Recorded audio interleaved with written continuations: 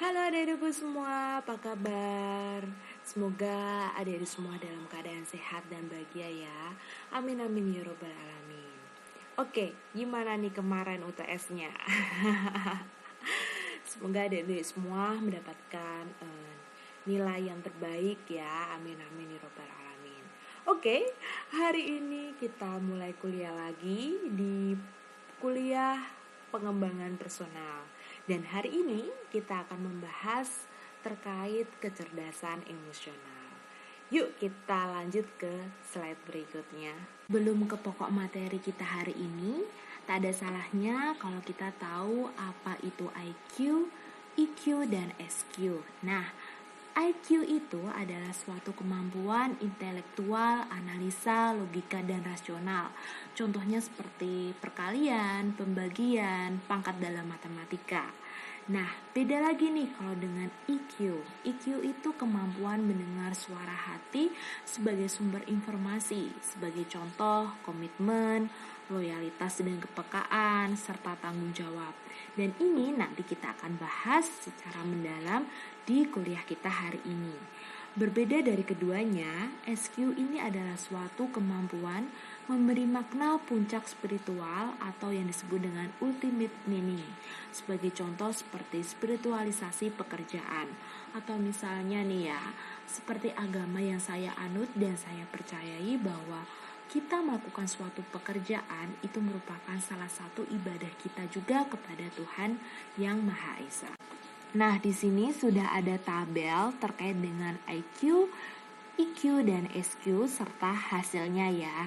Nah, misalkan nih, kalau IQ kita baik tapi tidak dibarengi dengan EQ dan SQ yang tidak baik, maka hasilnya kita menjadi orang yang buta hati atau tidak memiliki rasa kepekaan, rasa kemanusiaan yang baik. Nah, kalau misalnya kita baik IQ-nya maupun EQ-nya tapi tidak dibarengi dengan SQ, maka hasilnya akan menjadi orang yang diktator ataupun koruptor. Jangan sampai ya kita mempunyai IQ atau EQ yang tinggi tapi tidak dibarengi dengan SQ yang tinggi. Nah, sebaliknya nih, kalau IQ dan EQ kita tidak baik tapi SQ kita itu baik, malah jadinya kita tidak baik dalam hubungan kita antar manusia saja gitu ya. Nah, baiknya itu adalah atau idealnya adalah kalau IQ, EQ, dan SQ itu adalah baik. Jadi ketiga itu merupakan suatu hal yang saling melengkapi. Jadi baiknya kalau kita mempunyai IQ, EQ, SQ yang baik, itu akan membuat kita menjadi manusia yang lebih baik. Tapi hari ini kita akan membahas terkait EQ atau kecerdasan emosional. Yuk sekarang kita belajar terkait dengan kecerdasan emosi. Sebelumnya kita harus paham nih apa yang dimaksud dengan kecerdasan emosi atau EQ. Nah, kecerdasan emosi ini suatu kemampuan dalam mengungkapkan perasaan, pemahaman tentang emosi, dan kemampuan untuk mengatur dan mengendalikannya. Atau juga dapat diartikan sebagai kemampuan mental yang membantu kita mengendalikan dan memahami perasaan-perasaan kita dan orang lain yang menuntut kepada kemampuan untuk mengatur perasaan-perasaan tersebut. Lebih mudahnya nih ya, kecerdasan emosi itu suatu kemampuan seseorang untuk menerima, menilai, mengelola, serta mengontrol emosi dirinya dan orang lain di sekitarnya. Dalam hal ini, emosi itu lebih mengacu pada perasaannya terhadap informasi akan suatu hubungan. Untuk dapat memahami dan dapat memudahkan kita dalam memahami kecerdasan emosi. Nah, ini ada suatu definisi kecerdasan emosi yang dipermudah dengan cara membuat suatu bagan gitu ya. Nah, ini kecerdasan emosi itu muncul karena adanya suatu perasaan. Nah, perasaan itu seperti marah, bahagia, sedih, kecewa, sebal. Nah, itu adalah salah satu perasaan. Nah, perasaan itu timbul karena adanya suatu situasi yang kita alami. Nah, situasi itu bisa dalam situasi serius, dalam situasi santai, dalam situasi formal atau semi formal atau bahkan informal. Nah, situasi itu yang dapat menimbulkan suatu perasaan, begitu juga sebaliknya perasaan itu timbul karena ada situasi, dan situasi itu pun menimbulkan suatu yang membuat kita untuk berkomunikasi dan mengkomunikasikannya. Nah, cara komunikasinya itu dengan berbicara secara verbal atau nonverbal dengan cara efektif. Nah, atau dapat disimpulkan bahwa definisi kecerdasan emosi itu adalah suatu hal kita mengenali. Nah, mengenali itu adalah mengenali perasaan kita, lalu mengenali situasi yang dihadapi dari perasaan yang sudah timbul karena adanya situasi yang kita hadapi, lalu kemudian kita menilai. Dengan menilai tersebut kita dapat berkomunikasi apa yang sebaiknya kita komunikasikan dalam situasi yang kita hadapi saat ini. Nah, itu salah satu definisi kecerdasan emosi. Jadi moga-moga dengan bagian ini dapat mempermudah adik-adik semua untuk memahami apa yang dimaksud dengan kecerdasan emosi. Setelah tahu apa yang dimaksud dengan kecerdasan emosional itu apa, serta definisi kecerdasan emosional itu bagaimana. Nah, ini ada suatu kerangka kerja kecakapan emosi yang ditulis oleh Daniel Goleman di tahun 2000. Kecerdasan emosi itu ada 5 unsur. Itu yang pertama ada kesadaran diri, yang kedua pengaturan diri, yang ketiga terkait motivasi, yang keempat terkait empati, serta yang terakhir adalah keterampilan sosial.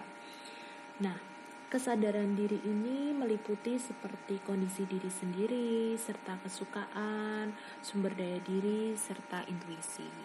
Kalau pengaturan diri ini lebih ke mengelola kondisi, impulsif, dan pengendalian diri sendiri.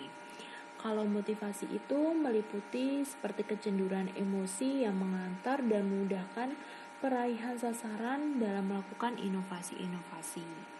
Yang keempat ini empati, itu lebih kesadaran terhadap perasaan, kebutuhan, dan kepentingan orang lain. Dan yang terakhir itu keterampilan sosial yang lebih meliputi kepintaran dalam menggugah tanggapan yang dikehendaki oleh orang lain, yang dapat mempengaruhi pula orang lain, dapat berkomunikasi secara efektif, serta dapat mengelola konflik. Mengapa kecerdasan emosional itu sangat diperlukan bagi setiap individu? Nah, karena nih ya, di sebuah penelitian mengungkapkan bahwa kecerdasan emosional itu 2 kali lipat lebih penting daripada kecerdasan intelektual dalam memberikan kontribusi terhadap kesuksesan seseorang. Jadi, kecerdasan emosional itu merupakan faktor yang penting dan lebih besar daripada IQ kita. Nah, makanya nih mengapa kita perlu dan penting mempelajari dan mengetahui kecerdasan emosional kita untuk dipraktekkan dan diaplikasikan dalam kehidupan kita. Setelah tahu alasannya dan faktanya mengapa kecerdasan emosional sangat diperlukan bagi setiap individu, maka kita juga perlu tahu nih fungsi kecerdasan emosional kita. Yang pertama nih, mampu menyadari dan mengelola emosi dalam diri kita. Yang kedua, memiliki kepekaan terhadap emosi orang lain. Yang ketiga, mampu merespon dan bernegosiasi dengan orang lain secara emosional. Jadi gak hanya logika juga, tapi kita juga diimbangi dengan rasa kepekaan kita, rasa empati kita, dan rasa simpati kita kepada orang lain. Yang keempat, memotivasi diri. Yang kelima, kemampuan mengungkapkan perasaan, kesadaran, serta pemahaman tentang emosi dan kemampuan untuk mengatur dan mengendalikannya. Yang terakhir, kemampuan mental yang membantu untuk mengendalikan dan memahami perasaan diri kita dan orang lain yang menuntut kepada kemampuan untuk mengatur perasaan tersebut. Jadi, fungsi kecerdasan emosional itu tak hanya untuk diri kita sendiri, tapi juga untuk orang lain supaya kita menjadi lebih tahu, lebih empati dan simpati kepada orang lain. Oke, manfaat kecerdasan emosional itu diantaranya adalah dapat mengendalikan emosi. Yang kedua, berpikir jernih dan kreatif. Kalau kita dapat mengendalikan emosi, maka kita dapat berpikir jernih dan menimbulkan kreativitas dalam diri kita. Lalu yang ketiga, mengelola beragam situasi dan tantangan. Dengan adanya kecerdasan emosional ini dapat membantu kita dalam mengelola situasi dan tantangan yang dihadapi dalam diri kita. Lalu yang keempat, mampu berkomunikasi dengan baik kepada orang lain. Dengan adanya kecerdasan emosional ini, kita dapat berkomunikasi dengan baik dan dapat memahami orang lain maupun dipahami oleh orang lain. Yang terakhir, dapat menimbulkan percaya diri dan empati kita kepada orang lain. Yuk sekarang kita belajar terkait dengan ciri-ciri kecerdasan emosi. Nah, yang pertama ini ciri-ciri kecerdasan emosi rendah. Yang pertama adalah cenderung menyalahkan orang lain atas perasaan negatif. Yang kedua, tidak mampu mengungkapkan perasaannya. Yang ketiga, sering bercerita bohong mengenai perasaannya atau emotional dishonesty. Yang keempat, pendengar yang jelek, suka interupsi debat setiap saat. Lalu yang kelima, puas bila bisa menghina atau mengalahkan orang lain. Yang ketujuh, tidak peka terhadap perasaan orang lain. Yang kedelapan, sering merasa tidak aman, sukar menerima kesalahan diri, serta minta maaf secara tidak tulus ya, maksudnya di sini ya, bukan minta maaf secara tulus, tapi minta maaf secara tidak tulus. Dan terakhir adalah pesimistik dan merasa dunia ini tidak adil. Nah, kira-kira ada nggak sih di sini ciri-ciri adik-adik lebih dari 3? Nah, kalau lebih dari 3, wah gawat nih, berarti kecerdasan emosi adik-adik masih di level yang rendah. Yuk sekarang kita rubah agar kita mempunyai ciri-ciri kecerdasan emosi yang tinggi. Oke, setelah kita tahu ciri kecerdasan emosi rendah itu bagaimana, nah lalu bagaimana ciri-ciri orang yang memiliki kecerdasan emosi tinggi itu gimana? Yang pertama, dia itu tidak takut mengungkapkan perasaannya terhadap orang lain, atau dia itu berani mengungkapkan perasaannya kepada orang lain.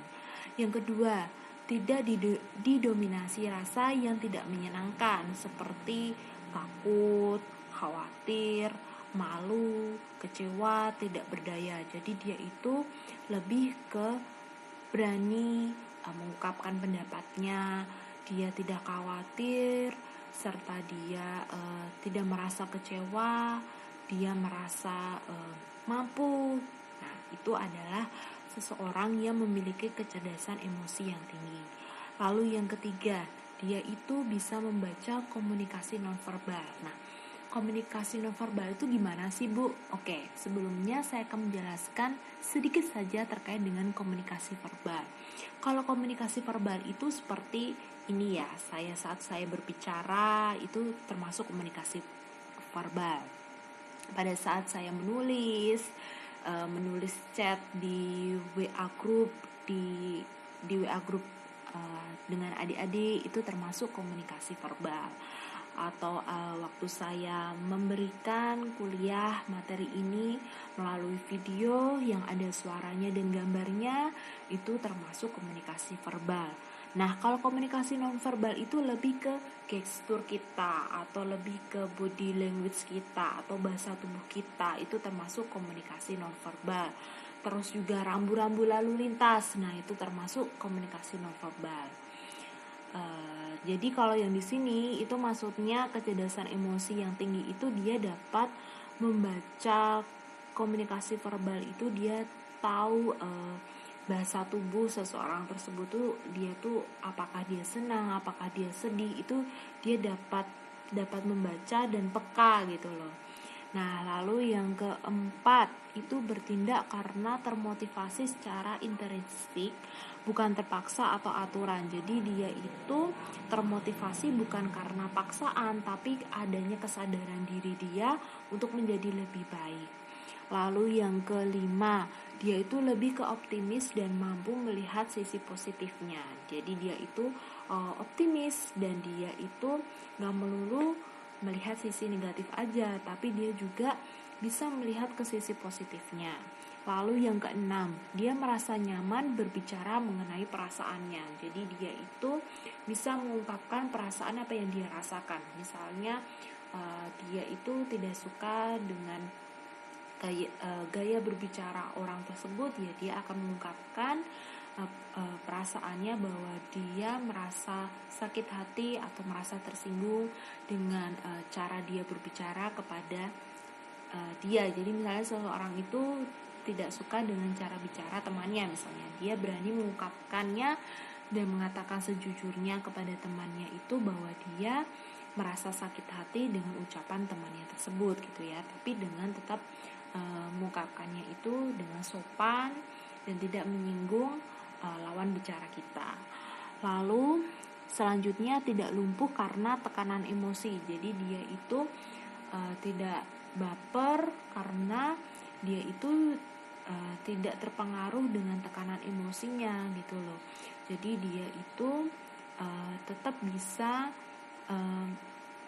mengelola emosinya lebih baik. Nah, yang terakhir, dia mampu merefleksikan berbagai perasaan yang muncul dalam dirinya maupun orang lain. Jadi dia dapat mengungkapkan, ya tadi ya berkaitan dengan yang sebelumnya tadi, dia dapat mengungkapkan, dapat mengungkapkan, dapat mengatakan gitu ya perasaan yang ada dalam dirinya dan juga orang lain. Jadi dia dapat mengutarakan perasaan yang dia alami gitu. Nah, di antara ini nih, kira-kira apakah adik-adik memiliki ciri-ciri kecerdasan emosi tinggi ini? Nah, kalau ada berarti kecerdasan emosi kalian itu tinggi. Nah, selamat ya, supaya tetap dipertahankan. Nah, kalau yang belum, gak apa-apa, kita sama-sama belajar untuk merubah menjadi yang lebih baik. Karena kenapa? Nah, itulah fungsinya kita mengikuti mata kuliah pengembangan personal. Oke, ini ada beberapa hambatan dalam membangun kecerdasan emosi nih ya. Yang pertama, perasaan dan tindakan tidak sehat. Maksudnya di sini adalah perasaan dan tindakan yang negatif. Lalu ditambah lagi ada kerangka berpikiran negatif. Nah, ini harus dibuang-buang nih supaya kecerdasan emosi kita itu menjadi lebih baik. Yang ketiga, rasa tidak aman dan terancam. Ini maksudnya was-was dan berpikiran yang terlalu berlebihan. Lalu adanya kecemburuan, gunjingan. Yang terakhir, tidak mudah membiarkan sesuatu berlalu. Ini maksudnya itu gak bisa move on ya gitu. Nah, itu kalau yang gak bisa move on itu merupakan sudah termasuk dalam hambatan dalam membangun kecerdasan emosi. Bu, kan kita udah tahu nih gimana hambatan dalam membangun kecerdasan emosi. Terus caranya gimana? Nah, ini ya Ibu kasih tahu beberapa cara meningkatkan kecerdasan emosi. Yang pertama, mengenali emosi diri kamu sendiri. Kenapa?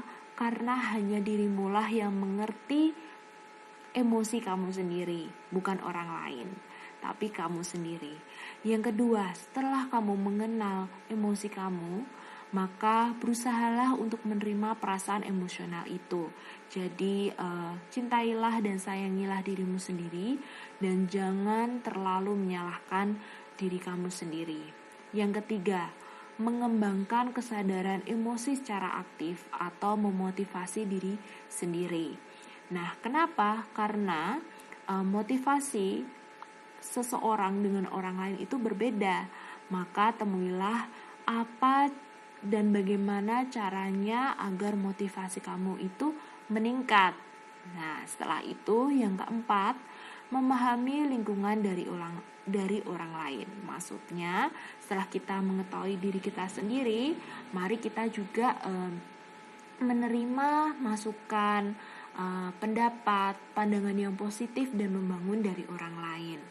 Yang kelima, setelah kamu mengenali, menerima, memotivasi diri kamu sendiri dan menerima saran serta pendapat dan pandangan yang positif dari lingkunganmu, maka kamu hayati itu. Hayati itu maksudnya meresapi, mengevaluasi diri kamu sendiri. Apakah ini yang harus aku tingkatkan, apakah ini yang tidak harus aku tingkatkan atau aku hilangkan. Lalu yang keenam itu adalah kalau kita semua bisa melakukannya, sudah kita jabarkan, sudah kita tulis, sudah kita lakukan apapun, tapi kalau tidak kita implementasikan itu sama saja. Maka kita harus mengimplementasikan, mengaplikasikannya dan melakukannya di kehidupan kita maupun di lingkungan keluarga ataupun di lingkungan sosial kita. Setelah kita tahu cara meningkatkan kecerdasan emosi, maka ada hal yang perlu kita ketahui dan perlu dimiliki untuk mendapatkan kecerdasan emosi ini. Nah, salah satunya adalah mengatasi stres. Stres ini dapat dialami oleh siapa saja, tidak mengenal umur maupun jenis kelamin. Maka perlu adanya kelola stres ini dengan hal-hal yang positif dan merubahnya menjadi pengaruh yang baik. Untuk itu, nanti kita akan membahas terkait materi stres sendiri itu, bagaimana, seperti apa, itu nanti di pertemuan kita selanjutnya ya. Setelah dapat mengatasi stres, hal yang perlu dimiliki dalam kecerdasan emosi itu adalah mengendalikan dorongan hati. Nah, dorongan hati ini adalah suatu karakteristik emosi yang dapat menunda kesenangan sesaat agar mendapatkan hasil yang lebih baik, atau yang disebut sebagai menahan diri. Nah, orang yang cerdas secara emosi tidak memakai prinsip harus memiliki segalanya saat itu juga. Mengendalikan dorongan hati merupakan salah satu seni bersabar dan menukar rasa sakit atau kesulitan saat ini dengan kesenangan yang jauh lebih besar di masa yang akan datang. Maka kecerdasan emosi ini dalam mengendalikan dorongan hati penuh dengan perhitungan. Lalu berikutnya adalah mengelola suasana hati.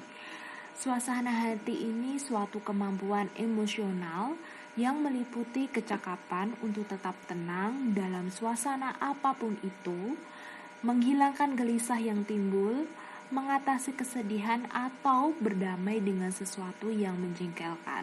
Jadi mengelola suasana hati itu, seseorang itu dapat mampu mengatasi suatu hal, mengatasi sesuatu suasana maupun situasi itu dengan tenang dan tidak terpengaruh oleh situasi di sekitarnya.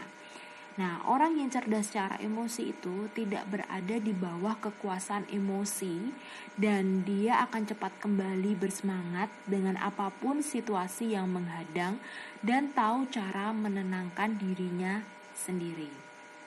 Jadi dia itu tidak terpengaruh emosinya, tidak terbawa emosi, dan dia itu tahu cara menenangkan hati dia pada saat dia mungkin dalam suasana marah, sebal atau kecewa. Itu dia dapat mengelolanya dengan baik dan dapat cepat kembali bersemangat apapun situasi yang menghadang gitu. Nah, hal ini juga tak kalah pentingnya ya untuk dimiliki dalam kecerdasan emosi kita. Di antaranya yaitu dengan memotivasi diri. Orang dengan keterampilan ini cenderung sangat produktif dan efektif dalam hal apapun yang mereka hadapi.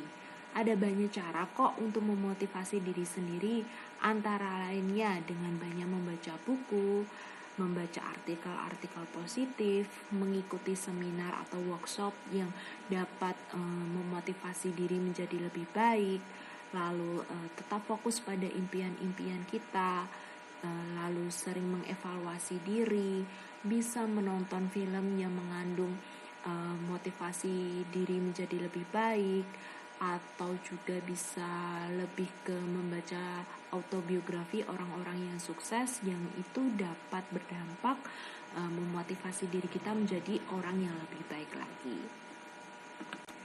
Hal yang perlu dimiliki dalam kecerdasan emosi itu adalah memahami orang lain. Hal ini penting banget dalam kecerdasan emosi. Nah, memahami orang lain itu biasa kita kenal sebagai rasa empati. Empati itu lebih melihat dunia dari mata orang lain atau melihat sudut pandang orang lain dan mengerti serta memahami perasaan yang sedang dialami oleh orang lain. Nah, memahami perasaan orang lain itu tidak harus mendikte tindakan kita. Dan menjadi pendengar yang baik itu tidak berarti harus setuju dengan apapun yang kita dengar. Jadi memahami orang lain dengan berempati itu adalah kita menjadi atau mengikuti serta paham perasaan yang sedang dialami oleh orang tersebut. Setelah kita memiliki rasa empati terhadap orang lain, yang tak kalah pentingnya itu adalah kemampuan sosial. Jadi memiliki perhatian mendasar terhadap orang lain. Nah, orang yang mempunyai kemampuan sosial ini, dia dapat bergaul dengan siapa saja, menyenangkan, dan dia memiliki tenggang rasa terhadap orang lain yang berbeda dengan dirinya. Jadi dia dapat memposisikan dirinya dimanapun dia berada, dimanapun lingkungannya, dan tingkah lakunya itu memerlukan harga diri yang tinggi, yaitu dengan menerima diri sendiri apa adanya, tidak perlu membuktikan apapun baik pada diri sendiri maupun orang lain, dan dia merasa bahagia serta puas pada diri sendiri dengan apapun keadaannya. Maka belajarlah kita untuk menjadi seseorang yang memiliki rasa empati, simpati, dan memiliki rasa tenggang rasa terhadap orang lain yang berbeda dengan diri kita tanpa meninggalkan jati diri kita yang sebenarnya. Nah, itu adalah hal yang penting bagi diri kita tanpa meninggalkan identitas atau jati diri kita kepada orang lain. Oke, sekian dari saya. Semoga adik-adik semua paham dan tambah tahu terkait dengan kecerdasan emosional ini. Dan saya berharap setelah adik-adik tahu terkait dengan kecerdasan emosional ini dapat diaplikasikan di kehidupan kalian nantinya, dan pastinya ini bermanfaat banget nantinya di kehidupan kalian setelah kalian lulus nantinya. Oke, terima kasih dan sampai ketemu di mata kuliah selanjutnya ya, karena minggu depan kita akan membahas topik yang menarik juga, sama topiknya menarik deh pokoknya, karena ini terkait bagaimana kita mengelola stres ya kan. Nah, ini cocok banget buat kita semua ya, nggak hanya buat adik-adik juga tapi juga buat saya. Oke, nanti referensinya ada di nextnya ya. Terima kasih. Ini sumber yang saya pakai untuk materi kuliah kita hari ini. Kalau adik-adik mau memakai referensi atau sumber yang lain terkait dengan kecerdasan emosional itu boleh banget. Itu ya, semoga bermanfaat dan terima kasih.